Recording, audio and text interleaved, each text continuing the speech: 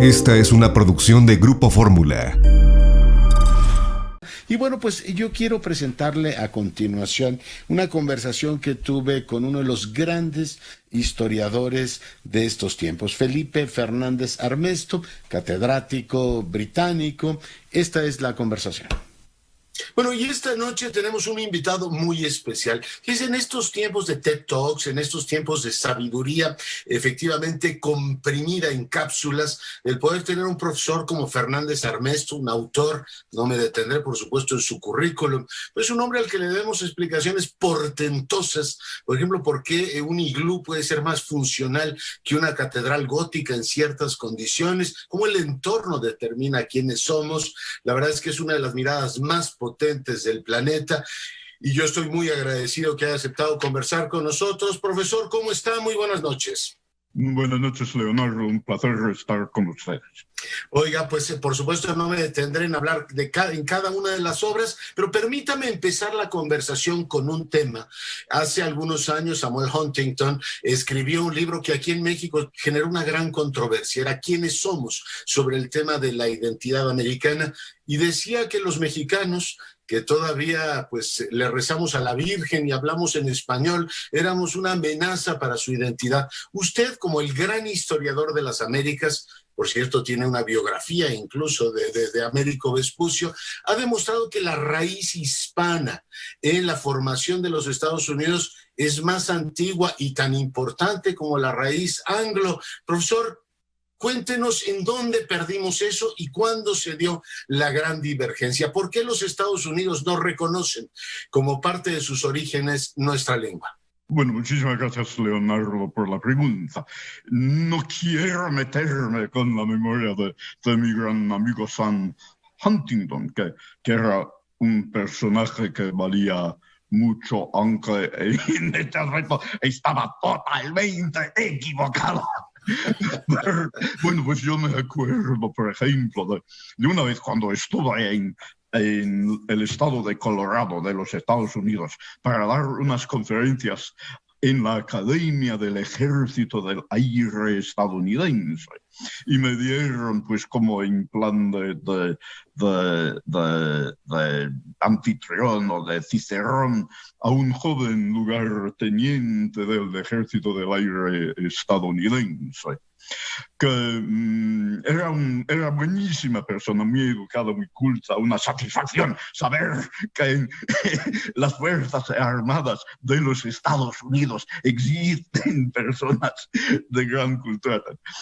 Y ese chico me dijo que era un liberal, que me pareció muy bien, y que estaba a favor de la inmigración, que me pareció aún mejor porque yo era una especie de inmigrante yo mismo en los Estados Unidos.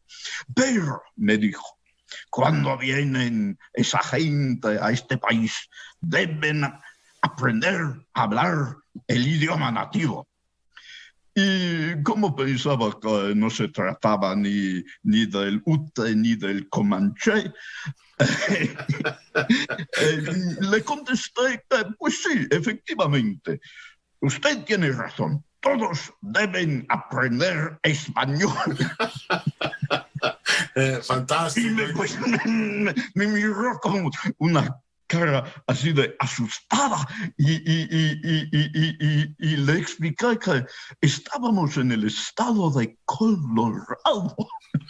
Colorado. Lo que realmente terminó el debate, y él me dio la razón, y el hecho es que los Estados Unidos es un país casi, digamos, de fabricación hispana, que hay un hilo importantísimo, fundamental, anglosajón en la historia de los Estados Unidos, pero los hispanoparlantes, gente proveniente de lo que hoy es México, estaban en ese país como pues más de un siglo antes de que existía en el territorio de lo que hoy son los Estados Unidos ninguna colonia inglesa ni angloparlante. Y esa contribución, esa aportación hispana y concretamente mexicana a la historia de los Estados Unidos es que no se puede comprender lo que son los Estados Unidos sin tenerlo en cuenta. Y yo también fui víctima de ese mito norteamericano de que su país es fundamentalmente anglosajón. Que es una convención, profesor Fernández Armesto, el decir que los Estados Unidos se funda con los peregrinos. Cuando uno lee su libro, esta potentísima historia hispana de los Estados Unidos, uno dice, pues el territorio de lo que hoy son los Estados Unidos empieza en Puerto Rico, tiene muchos siglos de desarrollo en la Florida. Usted no recuerda la importancia estratégica que tiene para el mundo la Florida, y en este caso todo el poblamiento de estados como Nuevo México, Arizona. Por cierto, yo digo que el presidente mexicano, que ahora quiere que el rey de España le pida perdón por efectivamente la conquista, yo espero que en esos estados no digan empezaron a llegar desde el siglo XVI novohispanos, le hacen mexicanos al territorio norteamericano. En fin, la raíz hispana es algo que les ha costado efectivamente a los norteamericanos de hoy reconocer, y yo creo que con su obra hay un cambio, ¿no? Sí, no, y gracias, Leonardo, por mencionar el libro, que es lo veo como un gesto muy amigable, gracias. Pero le quería contar una anécdota de algo que me sucedió en Texas, cuando también estuve allí para dar una conferencia. Y desgraciadamente, dar conferencias parece ser mi destino ineludible. Qué bueno que lo haga, profesor, qué bueno que lo haga. Y estuve allí una vez y me tropecé con un colega, un joven historiador del departamento de la Universidad de Texas, que me presentó y me dijo que era mexicano. Y yo pues le dije que qué bien, y cayendo en esa misma trampa del mito anglosajón, del origen y naturaleza de los Estados Unidos, le preguntó, y usted siendo mexicano, ¿cuándo vino su familia a este país? Y me contestó que, pues sobre el año 1700. Una vieja implantación. Es una muestra de esa, de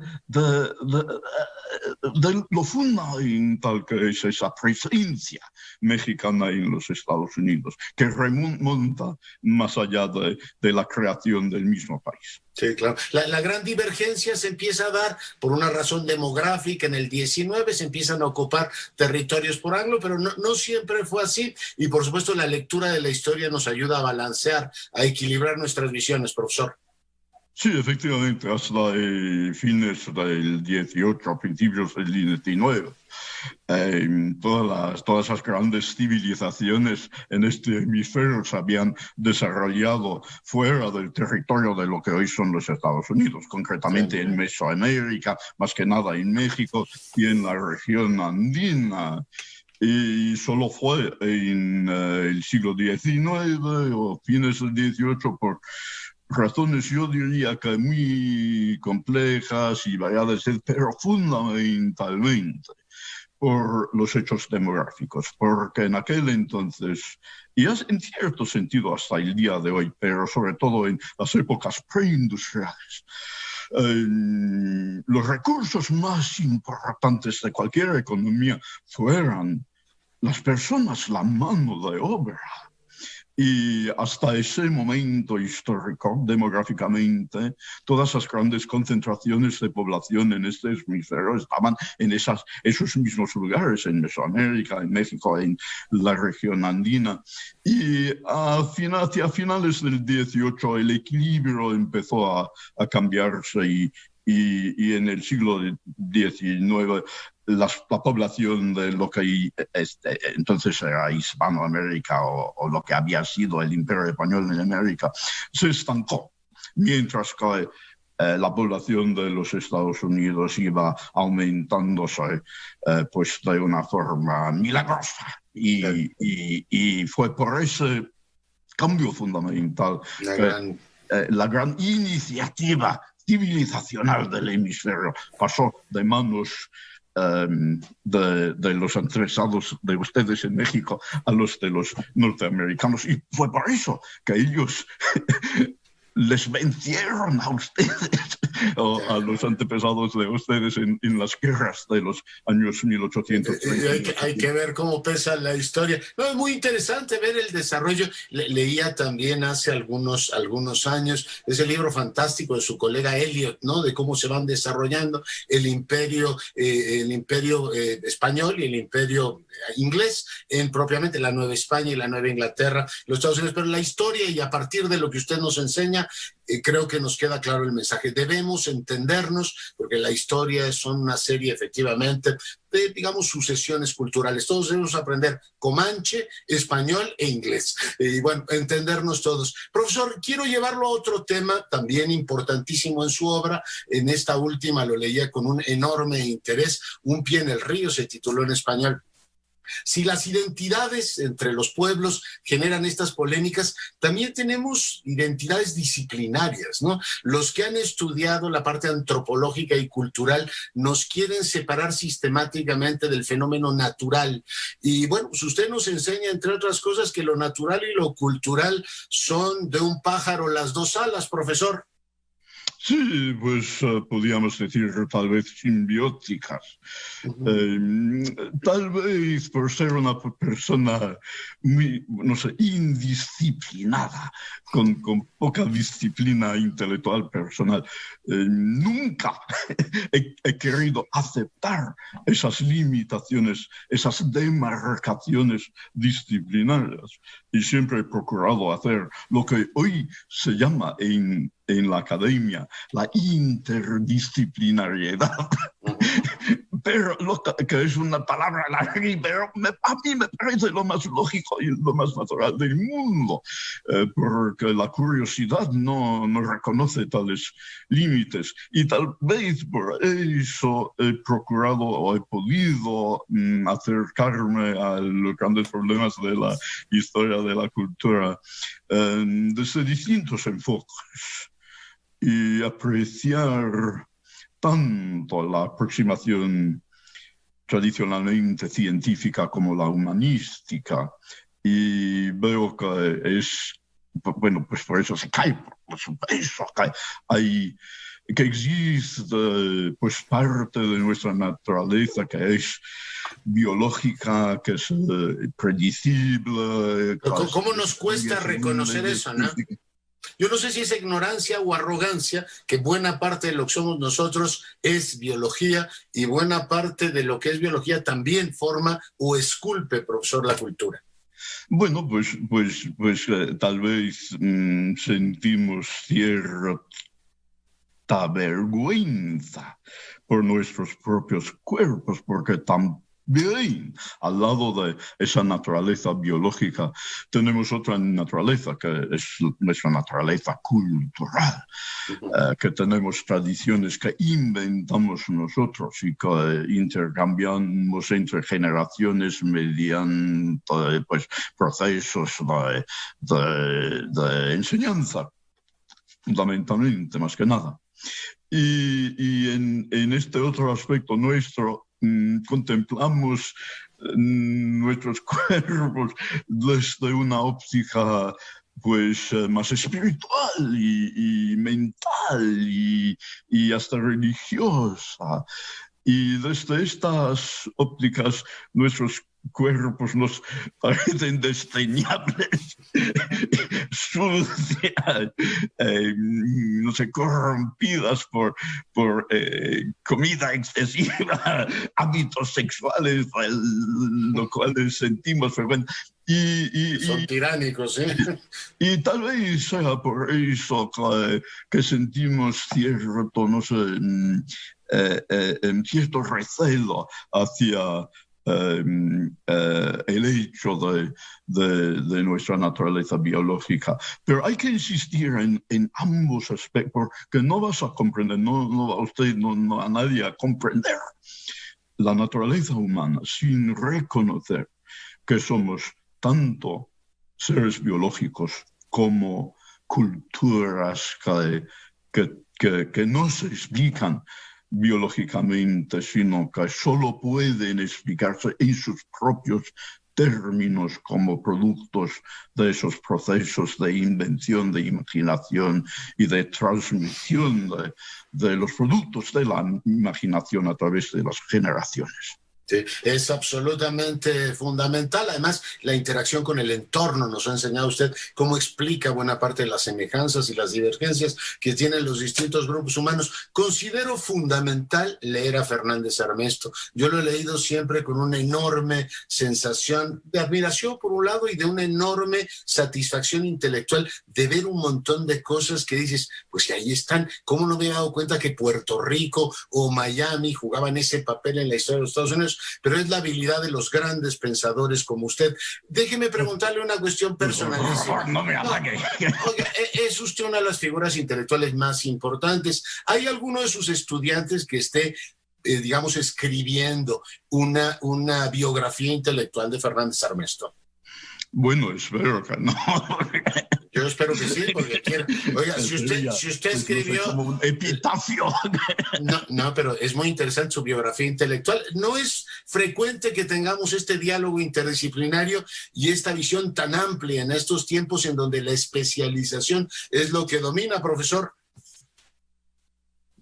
Bueno, ahí existe pues cierta teoría que va por allí en el mundo académico en la actualidad, de que estamos volviendo hacia la época del polifacetismo intelectual y que vamos a volver a la época del Renacimiento con hombres universales que abarcan varias ramas, varias disciplinas, y puede que sí, y tal vez soy un modesto ejemplo de ese tipo de no sé, reacción en contra a la especialización, que en fin de cuentas viene a ser muy árido, y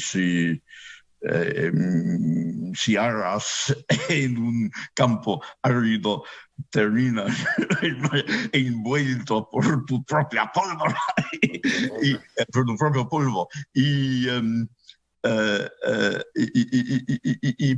tal vez estamos al borde de una reacción en contra a la especialización excesiva.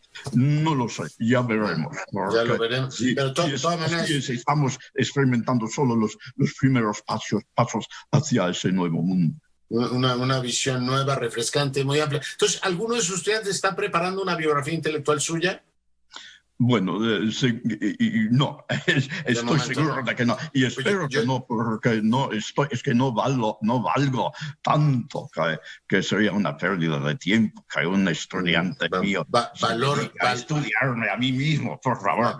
Valoro mucho su modestia, pero creo francamente que una biografía intelectual suya vale mucho la pena, y si no, que la gente que lea su obra lo juzgue. Profesor, le agradezco muchísimo el enlace. Lo bueno es que estaré muerto ya cuando suceda eso.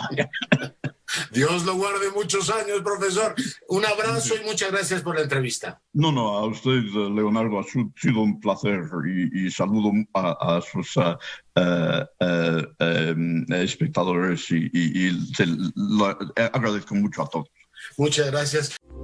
Esta fue una producción de Grupo Fórmula.